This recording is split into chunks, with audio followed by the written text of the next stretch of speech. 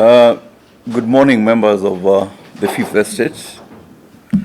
My attention has been drawn to some reckless statements emanating from leaders in our republic. Kenya is at a critical stage in its democratic and governance journey.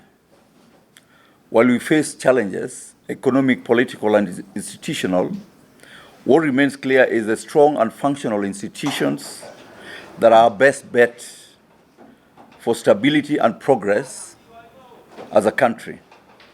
One of such institutions is the National Intelligence Service, which is important to note, with all its imperfection, is a cradle in enhancing security in this country, both internal threats and external threats. It is therefore outrageous that a senior government officer, Justin Muturi, who is a CS, Public Service and Human Capital, takes upon himself to recklessly undermine one of these institutions that's a credit for the Republic of Kenya. I want to remind him that he previously served as a Speaker and as Attorney General. And he knows what it means to take oath of an office. If you take an oath of an office, there's respect for that oath, so that if you disagree, there's a better ways as a CS to redress those issues. But more importantly, if you're talking about an institution like NIS and you're saying, talking about issues of abductions, it would be important that it provides evidence, which it can do at the DCI, to show proof that indeed this is happening. Number two, you remember the son of Muturi is 42 years.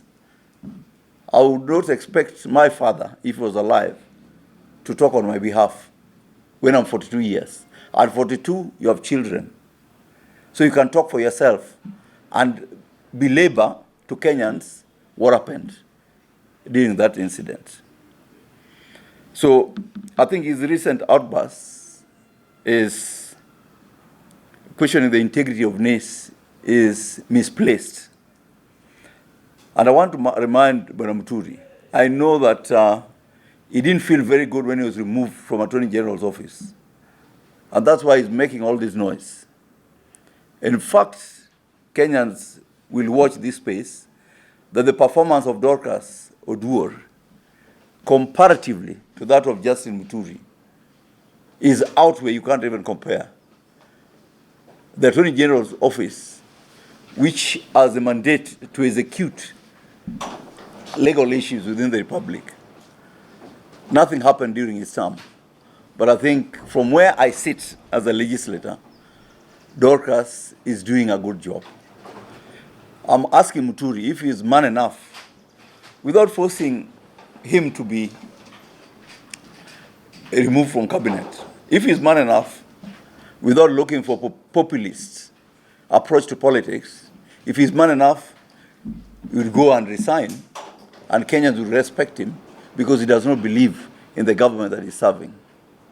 If I see that narrative, the narrative of Muturi is the same as the narrative of Gachagua when they're talking about Haji, the NIS DG. So it's better that they have evidence without technically issuing threats out there without concretized evidence, so as to prove to Kenyans that these are real. I think the president has made a commitment that is going to ensure there will be no abduction. So I believe the investigation agencies are doing their bit to ensure that this is done. Having mentioned that, I think the statement is with you. Having mentioned that, secondly, I'd like to talk about ODM. There's been a lot of conversation in the country about our party. And more importantly, I've said before, not today, that the Secretary General has been out of order by lecturing everybody about how ODM members should behave. I saw the other day Otsotsi has also joined that quadrum, plus Simbarati. I want to remind all of them, they are just caretakers. There's been no election in ODM, and I believe when election is called, there'll be better Kenyans who believe in the democratic space created by ODM to take positions. If you are handpicked, please note that you are just a caretaker committee. When Baba comes back, the elections will be done and you can be removed anytime. Some of us are better suited to serve the party as Secretary General. And Sifuna knows very well. I call upon him to be a little bit sober. If he doesn't become sober in the coming days, I'll be able to give evidence that he knows I have of why he's making the noise, what is remaining that is demanding to be given, where it was given, and who gave it. That should be able to come soon. And that will be big news in the country.